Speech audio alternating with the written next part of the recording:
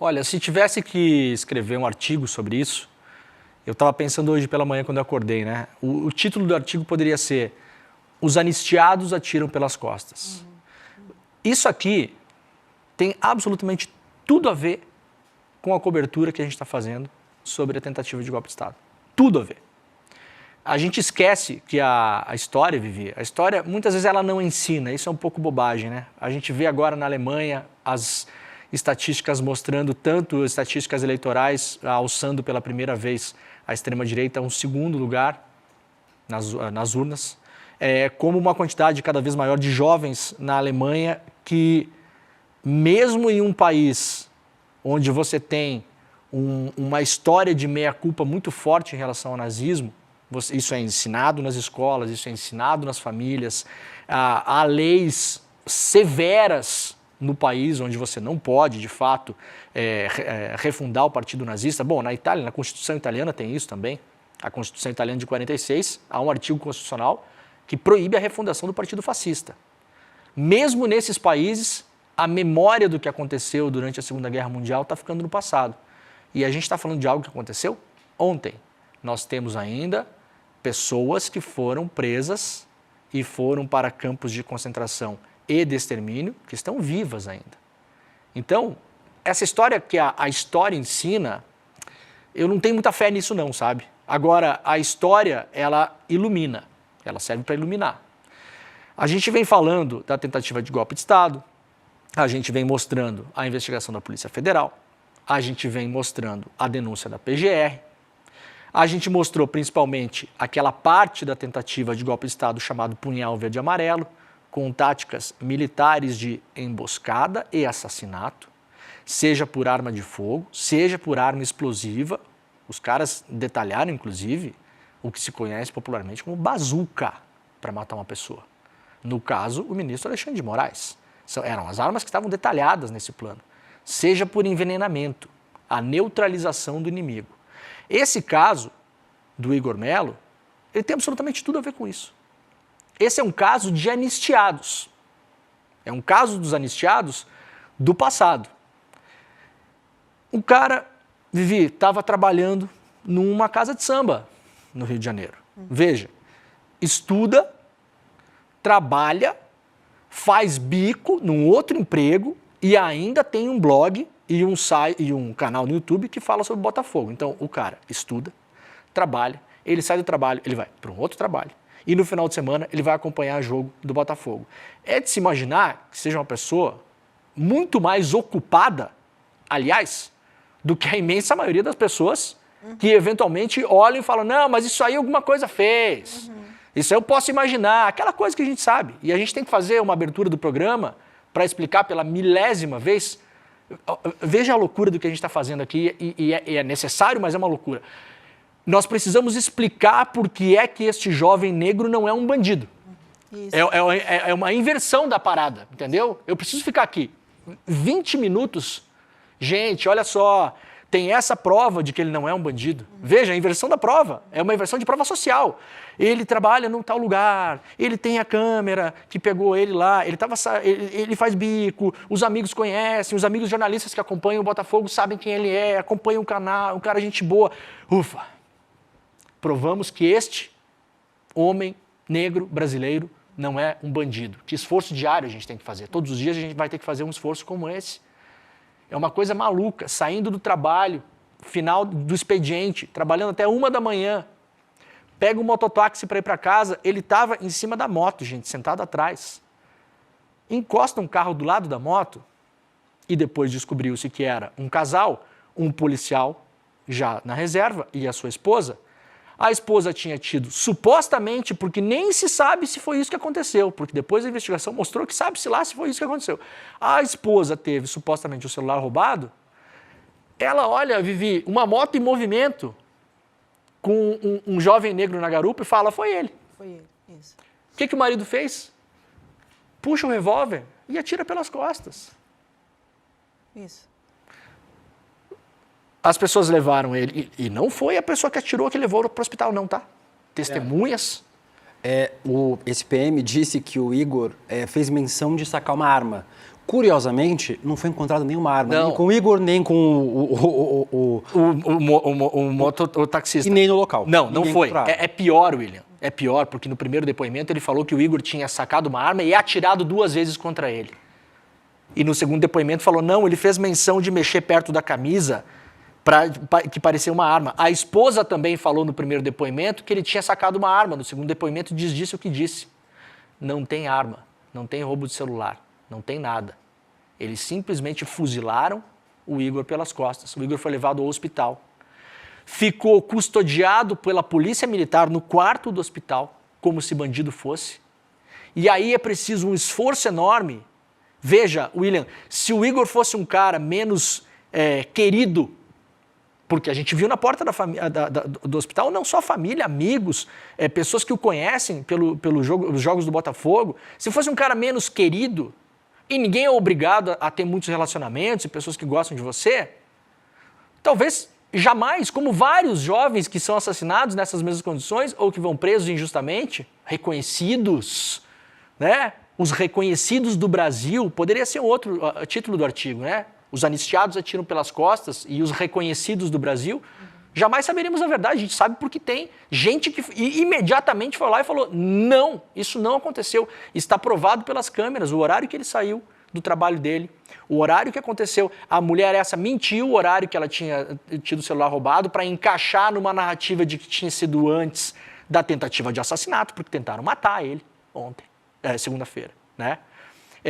Descobriu-se depois que ela mandou mensagem para a filha, num horário muito próximo ao que o Igor estava saindo do trabalho, ou seja, não bate isso. Falaram que ele estava armado, depois disseram. O policial esse que atirou pelas costas falou que ele tinha atirado contra eles, depois falou, não, ele só mexeu em volta e fez menção de mexer na camisa. E esse caso, por que é que eu falo que os anistiados atiram pelas costas? Quando nós tivemos o fim da ditadura militar, e todos os torturadores conhecidos que nós sabemos quem são, que nunca, jamais, em nenhum momento da nossa história, passaram 1 minuto na cadeia. A gente não pode esquecer disso. Muita gente jovem que a gente viu indo no cinema agora para ver o filme Ainda Estou Aqui, pode sair do cinema com a sensação de que é óbvio que tudo bem, teve uma anistia, mas pelo menos alguns deles, os piores, foram presos. Eu vou repetir. Um brasileiro chamado Jair Krischke, um gaúcho, considerado um dos maiores ou talvez o maior caçador de torturadores da América Latina, um homem que dedicou a vida à militância dos direitos humanos, buscando esses torturadores foragidos em vários lugares da América Latina para que fossem punidos, na Argentina, no Uruguai, ou descobertos, pelo menos aqui no Brasil. Ele fala com frequência isso, essas pessoas não pegaram 1 minuto de cadeia. O que é que aconteceu quando terminou o período da ditadura militar e nós fizemos uma anistia no Brasil, que é o que se pede hoje, curiosamente, uma anistia no Brasil. Essas pessoas foram incorporadas porque muitas lá já estavam nas estruturas das polícias militares e civis. O modo de enxergar a sociedade dentro dessas corporações tem essa herança. Já não era muito diferente antes, a fundação das próprias polícias militares no Brasil, e aqui não estou, claro, criminalizando toda a corporação, a gente sempre tem que falar isso, por mais óbvio que seja. Mas as estruturas de poder e a mentalidade que viceja nessas instituições, elas foram criadas, primeiro lá atrás, Vivi, se a gente for pegar o símbolo da Polícia Militar do Rio de Janeiro ou de São Paulo, várias delas, você vai ver, prestar atenção que tem ali armas, geralmente o brasão de armas, né? E um pé de café ou um pé de cana. Então, qual o objetivo da fundação dessa milícia armada? Proteger o capital, não é proteger a população. Se o brasão da polícia é um revólver e um pé de café, eu posso imaginar que ela vai usar o revólver para proteger o pé de café, né? Então, veja, o que tem valor na proteção é a coisa. O que tem valor na cabeça de um policial militar que atira em alguém pelas costas, reconhecido, entre aspas, em cima de uma moto, é o celular, não é a vida. É a coisa, é o objeto. Então, esse caso é um caso de anistia. É claro que não é este policial militar que estava nas estruturas do DOPS, mas, gente, uma filosofia interna de uma corporação, seja de uma empresa, seja de um grupo, de um clube, tem uma identidade. E essa identidade fundadora e os seus pecados originais são passados de geração para geração, onde tudo pode, porque tudo sempre foi permitido e porque absolutamente ninguém foi punido. Então, Vivi, quando se fala em anistia hoje, a gente tem que tomar muito cuidado. Não é uma causa de revanchismo contra o Bolsonaro. Eu, sinceramente, Vivi, agora falando como cidadão, tá? Eu tô pouco me lixando por Bolsonaro. Mas assim, mas é pouco. É pouco, não é quase nada. Eu não me interessa Bolsonaro. Bolsonaro, daqui a pouco, passará para a história. Como todos nós um dia, né? Iremos. Bolsonaro também passará para a história. Né? Vai passar. Tá aí, já um político moribundo, tentando se agarrar no que pode. Agora, a gente precisa de um capítulo da história que, ao menos em algum momento, feche esse período do Brasil. Então, se falar em anistia hoje, é voltar a casos como esse. É voltar, para encerrar, a casos como aconteceu no ano passado, que a gente mostrou aqui, do rapaz jogado da ponte pela polícia. Eu acho que é importante. Tá aqui, a gente separou. Para a gente trazer para a nossa audiência. Tem esse caso do rapaz jogado da ponte. Tem o caso aqui, ó, o policial que vai lá. Aqui em São Paulo, isso, gente. E assim, Vivi, por que não fazer? Eu faço por quê? Por que eu faço isso, Vivi? Pode. É isso, é um pouco nietzschiano. É assim, eu posso, entendeu? Eu posso ou eu não posso? Né? É um pouco aquela ideia, se nessa cultura a gente tem uma ideia de que não haverá punição, é claro que ele não está jogando da ponte ou engravatado num viaduto perto da Faria Lima. Então tem essa relação. Muitas vezes até a galera de esquerda se incomoda, que às vezes a gente foca muito nisso, mas, gente, isso é o retrato. Não é um engravatado com um sapatinho Salvatore Ferragamo, com um terninho Brioni de 80 mil reais, que está sendo jogado. E um homem branco, né? Louro, né? Esse é o ponto. Né? Tem outro caso que a gente separou para lembrar, de policiais que invadiram. Atenção, gente, isso aqui, olha, eu até me arrepio de falar, e eu tô assim, ó. Policiais invadiram um velório para prender familiares. A pessoa está aqui sendo velada. Tem um corpo aqui no meio dessa sala, gente. É um negócio surreal. Se Fellini vivo estivesse e fosse produzir uma cena, talvez não a produzisse de tão surreal que é. De tão fora de qualquer... sabe, me dá até um negócio, assim. Eu pedi pro pessoal separar, mas eu nem gosto de ver. Essa cena eu não gosto de ver mesmo, porque, assim, me dá uma coisa. Então, a gente tem uma herança de anistia. O nome disso aqui é anistia. Isso aqui é anistia. Isso aqui é impunidade. Isso aqui é tudo posso. Isso aqui é tudo faço. Contra alguns, não contra todos. Por quê? Tudo posso, porque contra aqueles que eu não faço, aqueles contra os quais eu não faço essas coisas que faço, são aqueles que me sustentam. São aqueles que bancam que eu possa fazer. São aqueles que gostam que eu faça. A gente falou do Tarcísio aqui muitas vezes no ano passado, na questão do rapaz jogado da ponte. A pesquisa que veio subsequente mostrou que a maior parte da população de São Paulo apoia o que a polícia está fazendo. No geral, fala assim, tudo bem, jogar um cara da ponte não pode, mas no resto, eu apoio que se faça. Então, para a gente pensar quando a gente fala em anistia, eu quero pedir um favor para a nossa comunidade, são 8h27. O Igor, ele está em estado grave, tá?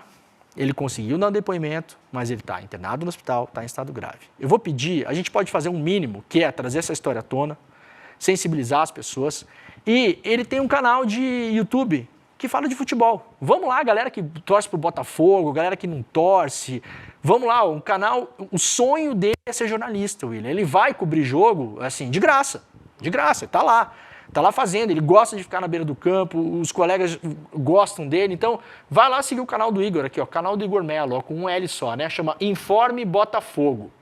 Tem poucos inscritos por enquanto, né? Tem... As redes sociais todas também. As redes sociais todas é Informe Botafogo, né? Isso. Canal do Igor Mello, Informe Botafogo. 2.400 inscritos. Vamos subir esse negócio, vamos subir isso, vamos torcer muito para fazer uma corrente positiva para o Igor sair do hospital e sair dessa situação, e quando ele estiver legal e ele for lá conferir o YouTube dele, ele tem uma surpresa boa. ele conseguir falar, eu consegui dar um passo para mais perto do meu sonho. Então, a galera que está aí, vamos lá, vai pro YouTube, joga no Google aí, canal do Igor Melo, Informe Botafogo, e vamos lá seguir o Igor Melo.